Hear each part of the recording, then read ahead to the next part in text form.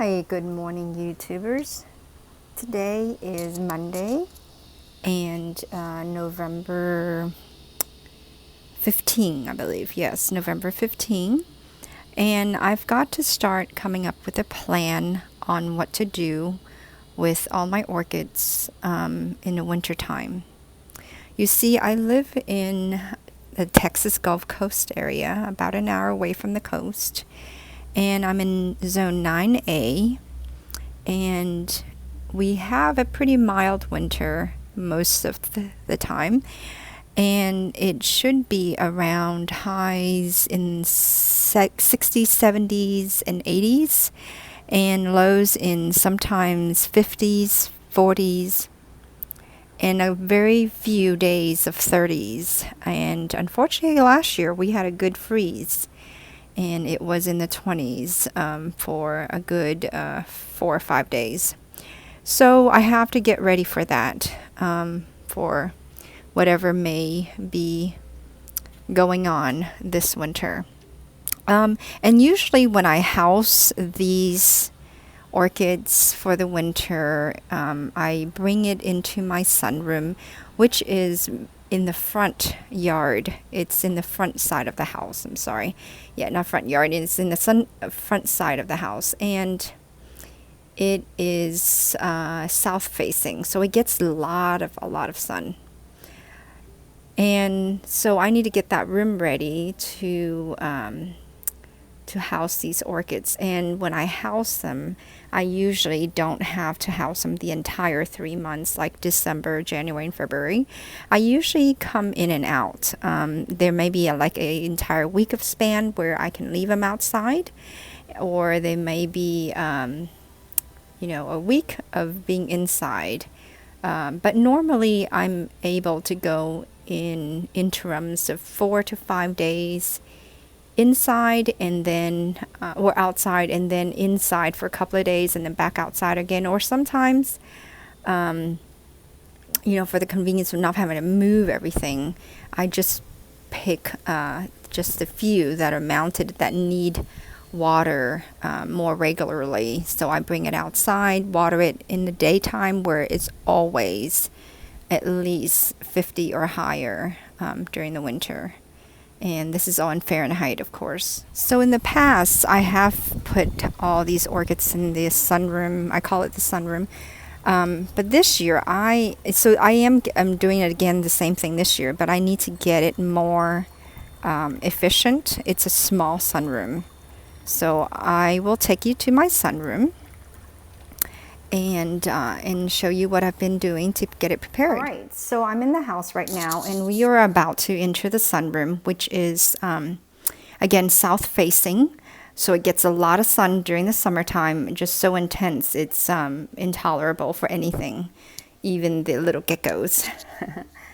But in the wintertime, it is so ideal for growing plants, or even overwintering plants, or starting seedlings. So what I've been doing, and I've already brought some orchids in that required a bright light and a dry period or a less watering period. So, but lately, the last couple of days, what I've been doing is, and in the past, you've seen only one mounting bars. This time I've added 2 more where I can just hang those long, tall vandas, or even the long, tall dendrobiums on. And then on the wall, I'll have the mounted orchids, and also probably all the phals and the lighter orchids, or smaller orchids. And then on the ground, I'll probably have some of my annuals, or, hold on, I'm sorry, I just realized that I am walking on a mat that keeps making crunching sounds, so let me get off of it, or pick it up. Okay, so this sunroom is very small. It used to be an open porch with it's a covered open porch, and all of this is used recycled windows that are put in place with some studs to hold on to them. But it used to have just these what do you call it, brick wall, and the overhang up top is was there. So the only thing that we've added on is all these coverings in the shade. But I'm not going to open the window for you to see. I will get too closer towards the window later. And it's about a 4 by 12 room.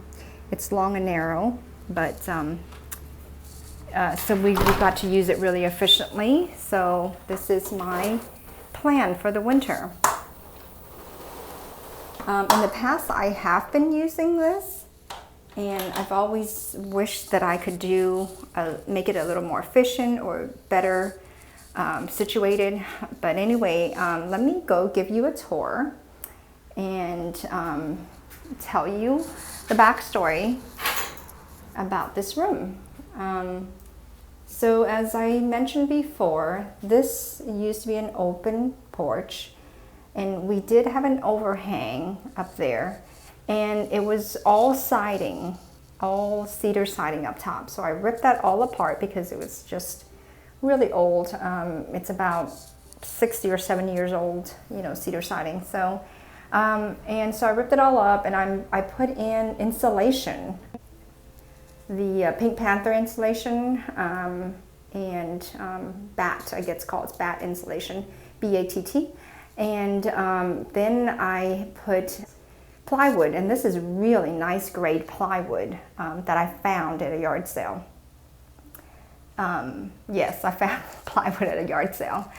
And then I cut it to size and had it all mounted up there. So I need to finish trim over there, as you can see. But anyway, the quarter round was there already, so I just removed it, put in the plywood, and then replaced the quarter round.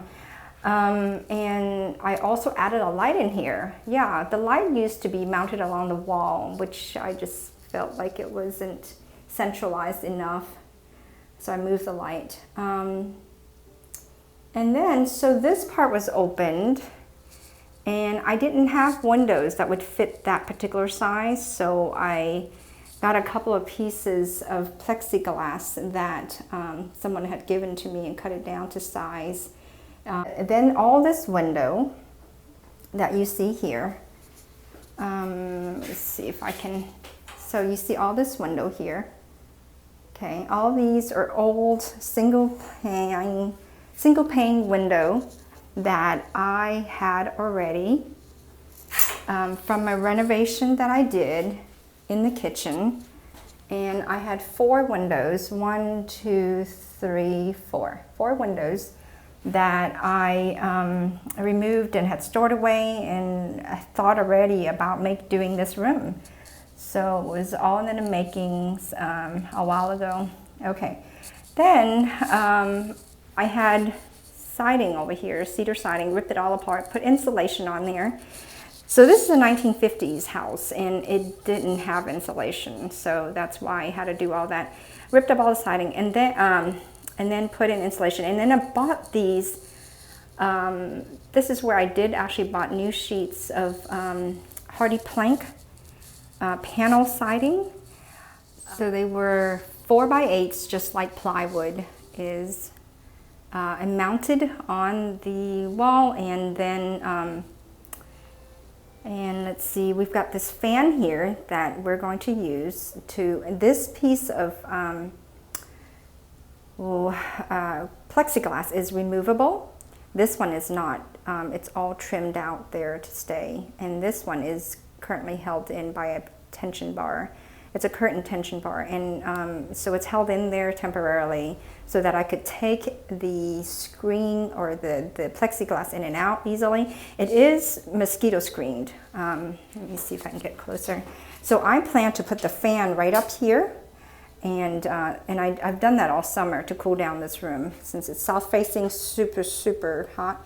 But as you can see, it's mosquito screened, so it's ready for that sort of process of recycling air in here. And I also have my storm door behind me that is has screen on there, so it does have a way for air to come in and out. Okay, and let's see what else. So the biggest project I did this weekend, besides putting 2 more bars in, is this, it's called Rabbit Guard, G-A-R-D, Rabbit Guard fencing sort of material, and I got it at a yard sale. Big find. I 3 large rolls of it. It was an awesome deal for only like $1 each roll. And it was brand new, not used at all. And I have already used some of this inside the outdoor shower as well as around some of the vegetable gardens I have. So I had a roll and a half left, and I used this thing, top and bottom. It took about I think a roll. I used half of one roll and another half of another roll, basically. But it's 78 inches across and about 58 inches down. So it is really light gauge material. I would say, gosh, 16 gauge. Real light, maybe even higher, maybe 18 gauge. So the higher the gauge, it's actually the thinner the material. So, but it suffice for the lightweight orchids, since I pot mine most of them either in moss or in clay pebbles. So really lightweight. So I plan to put the majority of my orchids up here actually. So. And you saw out in the outdoor shower earlier in the first part of the film that the Rabbit Guard material works great. And I was thinking originally of putting in called cow panel, and that would have been, I think, unnecessary and too heavy. So this I was actually able to do it myself. So. But anyway, so if you don't notice, I am a DIY girl. Yes, when I say I did it, I really did it. So I didn't hire someone to do it. And so in the cost savings not only is in the labor, but this is also in the material use. I just love being able to do things for practically nothing and salvage or recycle and reuse. I just love that feeling that I'm able to do something for practically nothing, because in the end, if I change my mind and want to undo all of this, and it just, I don't feel any guilt about, doing it, because it didn't really cost me anything. So I'll tell you what materials I used. Let's see, so just about everything either came from the trash or yard sale. Anyway, these S-hooks came from yard sales. Yep, got a bundle of them for just a couple bucks. Really good deal. And this, let's see if I can zoom in. This is a bracket that I got from a curtain rod that I used, and the curtain rod I got from a yard sale also. But I changed my mind, didn't want to have that curtain rod anymore, so I took it down and have these hardware that still sitting around the garage, and used it. And as you can see, I also put an S-hook on there, which I probably don't need. So then I use my son's old lanyard from school that he doesn't need anymore, and then mount it up there. And then these ropes, these are the same rope, by the way, I used to tie my yard-long beans on when I trained them up onto the trellis. Okay, and then so these 3 conduits. Now I used to, on this first bar right here, this has been around, the first bar, this first mount with the hooks up there, with the same black wires, they're shoelaces, I think, or something like that, has been around for 3 or 4 years. So I've used it, but I used bamboo before. It was on bamboo, long bamboo sticks that I had this, and I noticed that some of the bamboo did not let me slide the orchids around easily, nor did some of the hooks on my hangers. Didn't go into some of where it would where there would be a nodule. between the bamboo poles. You know what I'm talking about? That would be too thick. It wouldn't hook on that area where I needed the orchid to be in that same area. So anyway, I got rid of that because these conduit, these electrical metal conduits are so cheap. They're each one of these, well, it used to be $4 something a while ago, maybe a year or two ago. Now it's $5.81, which is still a pretty good deal. I got it at Home Depot. They're 10 foot long, and they are ½ inches, because that's all you need, ½ inch sizing. The ones out in the front where I have the yard-long beans and things like that, the trellis that I make, or even the arbor that I made, that's using the 1 inch diameter metal conduit. These are just ½ inch. The lighter the weight, the better, actually, because it's only supported by, you know, heavy duty strings, which some of it's not so heavy duty, but it's supported in 3 areas, pretty good. And you know, orchids are so lightweight, so it will support it. I think at max, it would be 10 pounds at max. So for the entire span of the pole, as far as the max weight that it would have to support. So anyway, I plan to put a lot of the larger plants or the long, tall plants on these hangers, and then the smaller orchids in here. Let's see, what else can I tell you. I repainted this a few years ago. I may do it again, but I got this paint, this concrete paint at Home Depot.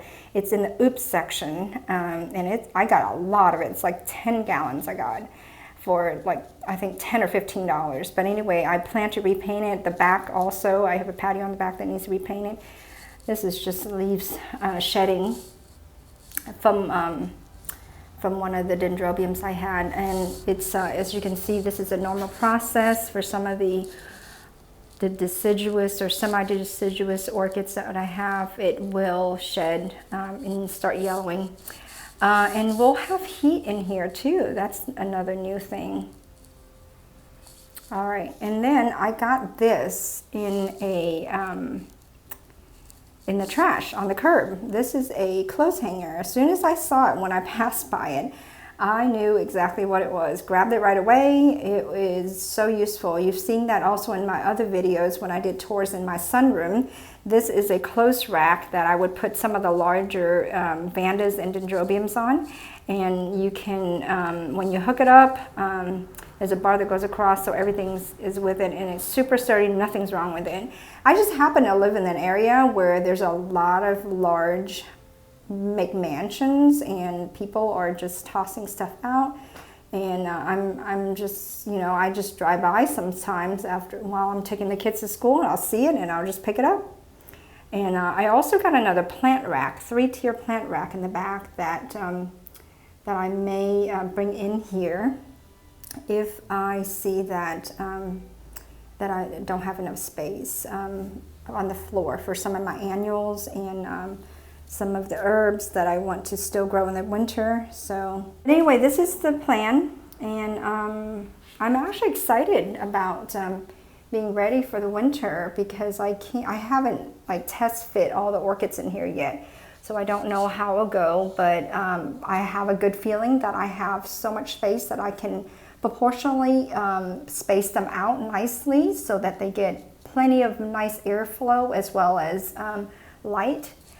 Okay, well, thank you so much for watching. It's a long video, but I just wanted to share with you my plan for this winter and my pride in being able to rebuild, or not rebuild, renovate this area to good use, rather than just have an open porch. Yeah, this is my mat that I keep standing on that makes that sound. All right, I cannot wait to fill this room up with orchids. Have a good day, and thank you so much for watching.